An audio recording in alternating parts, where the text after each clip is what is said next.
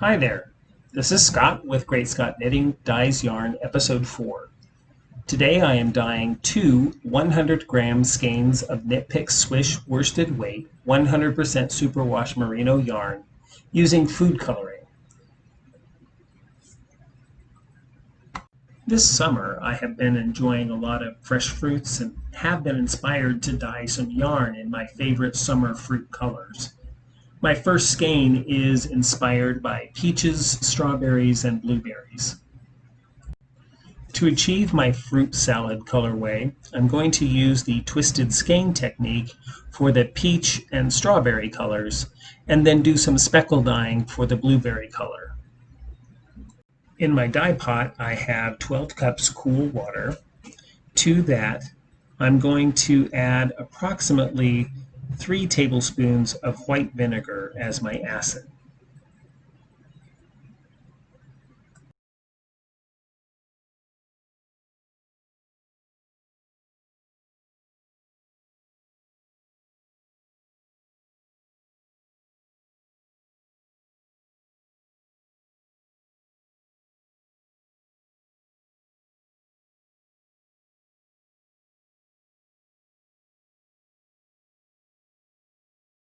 I'm going to add food color to my dye pot now. I'm going to dye the peach color first. To make the peach color, I am using 10 drops of yellow and 4 drops of red food color. This will give me the light orange I'm looking for.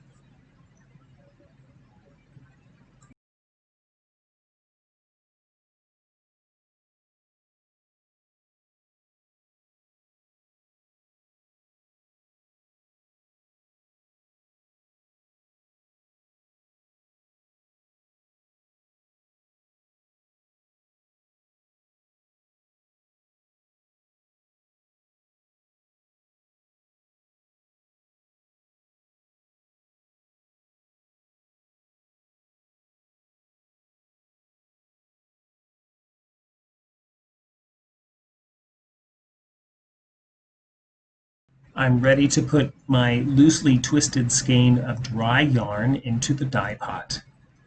The loose twist will allow some dye to penetrate into the skein, but will leave a significant portion of the yarn undyed.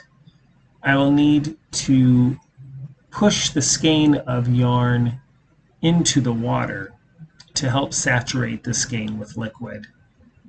Once that is done, I will turn on the heat and wait for it to reach a simmer.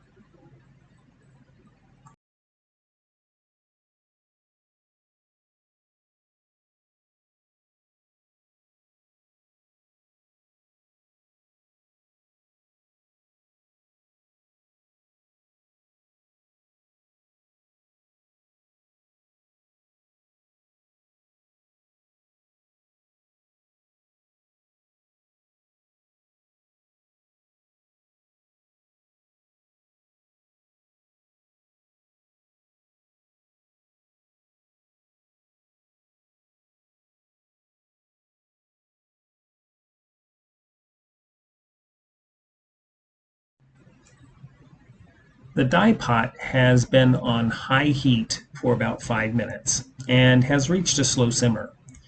I'm going to reduce the heat and allow the yarn to simmer in the dye for about 20 minutes.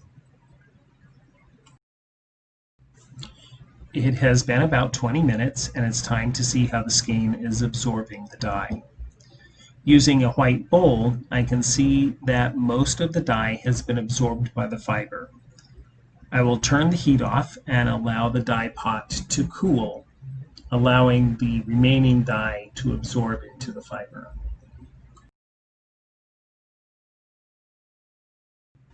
When the dye pot was completely cool, I removed the skein of yarn and squeezed the water out of it. I then untwisted the skein, then retwisted it to expose some of the undyed yarn. I am using the same dye pot water with the addition of about 2 cups of vinegar water. I have loosely retwisted the skein, exposing some undyed yarn. And to the dye pot, I'm going to add 5 drops of red and 5 drops of neon pink food coloring to create that strawberry color.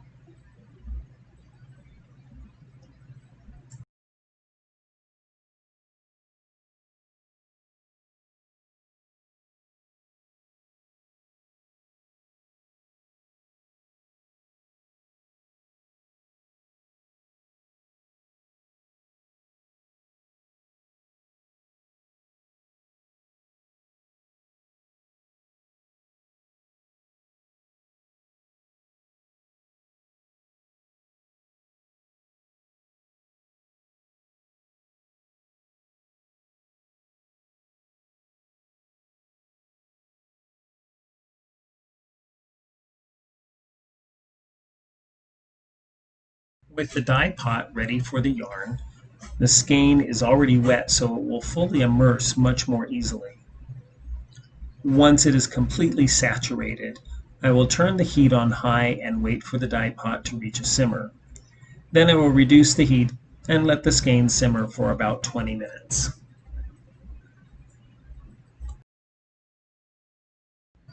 It has been about 10 minutes and I just added 4 more drops of red food coloring as the yarn was looking too pink. This just proves that for me these are truly experiments in yarn dyeing. I'm going to cover the pot and let simmer for another 15 to 20 minutes.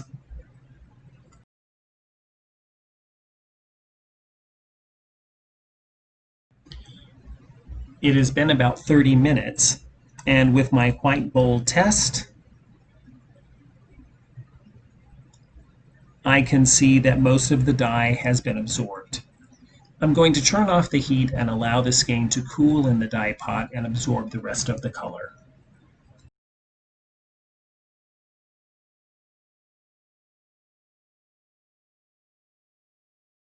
Once the dye pot completely cooled, I untwisted the skein of yarn and placed it in a roaster pan and spread the fibers out to prepare for my speckle dyeing. I also added about 6 cups of vinegar water to the pan. I have the pan across a couple of burners on my stove and have the dye pan at a simmer. I will now add drops of blue and neon blue food color directly from the food color bottles onto the yarn. I will do this in a random pattern, giving large speckle effects. Some of the drops will definitely spread, but that's okay.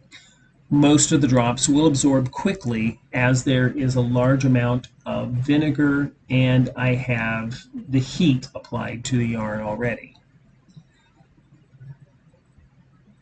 This will also give me large splotches of blue color on this red and peach base.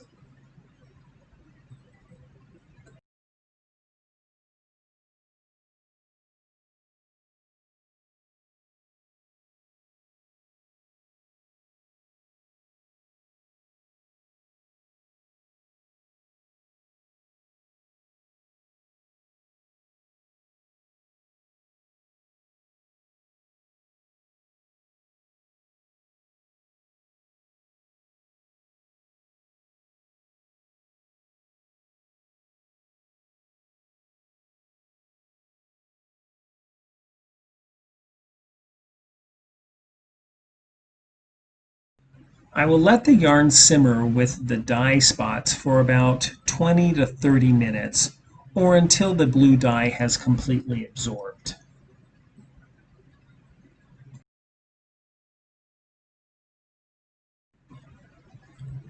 After about 30 minutes, the blue food color had absorbed. I turned off the heat and allowed the yarn to cool off. Then I flipped the yarn over and am now adding more speckles to the flip side of the yarn.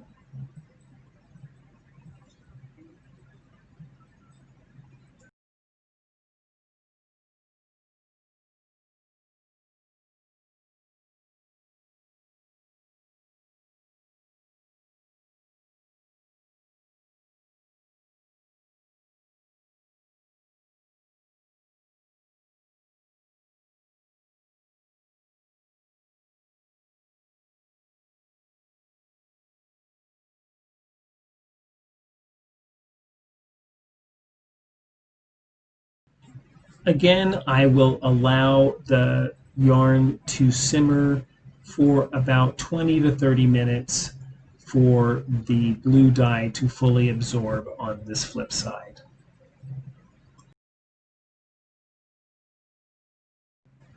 It has been about 30 minutes and the skein has fully absorbed all of the dye and is ready to completely cool.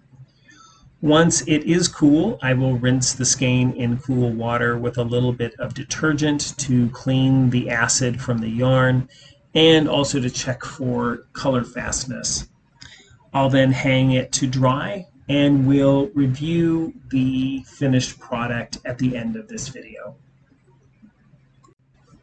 For the second skein of yarn, I was inspired by a couple of drops of neon purple food coloring I saw on a paper towel. The color breaking was really cool, and I wondered if I could do that on some yarn. I have also been itching to try some yarn cake gradient dyeing, and thought, let's see what happens. I have taken a hank of Knit Picks Swish Worsted weight yarn and wound it into a yarn cake.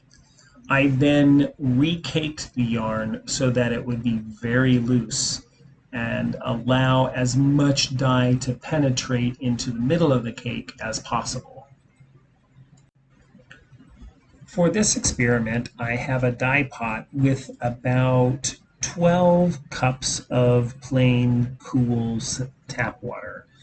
This is enough just to cover the loosely caked ball of yarn.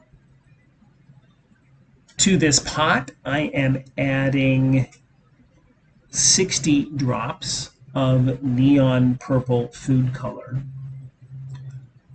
Also, I want to note that I have not added any acid to this dye pot yet.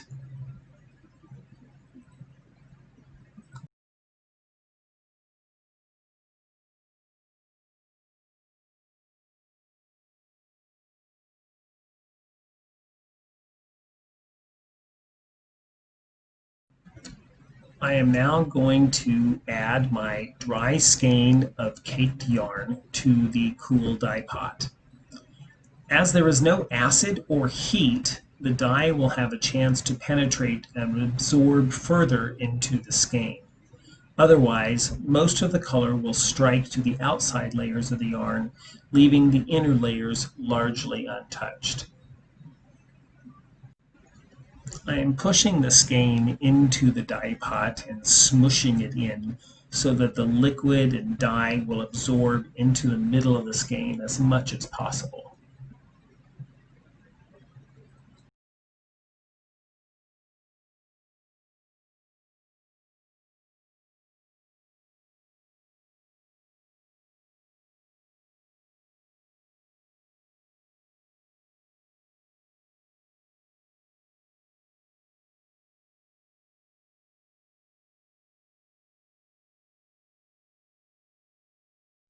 You can already see how the reddish pink is already striking to the fiber, even without heat or acid.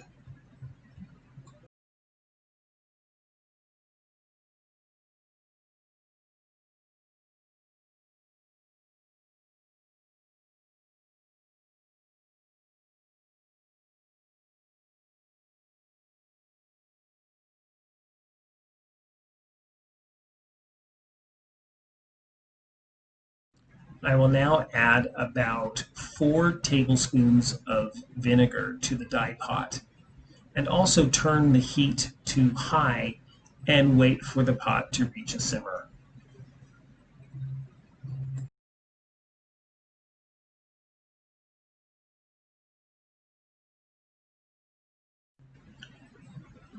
With the dye pot now at a simmer, we can see that a lot of the pinkish red has already absorbed, leaving primarily blue behind.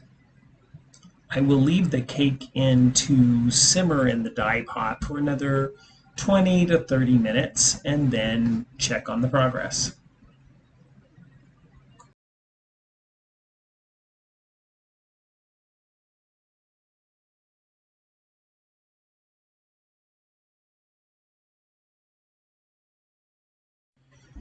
It has been a little over 30 minutes and most of the dye has absorbed. I'm going to do my white bowl test, and that does show me that there is still some dye in the water that can be absorbed. I'm going to go ahead and turn off the heat and add about a quarter cup of vinegar, more or less, and then let the yarn cool in the dye pot.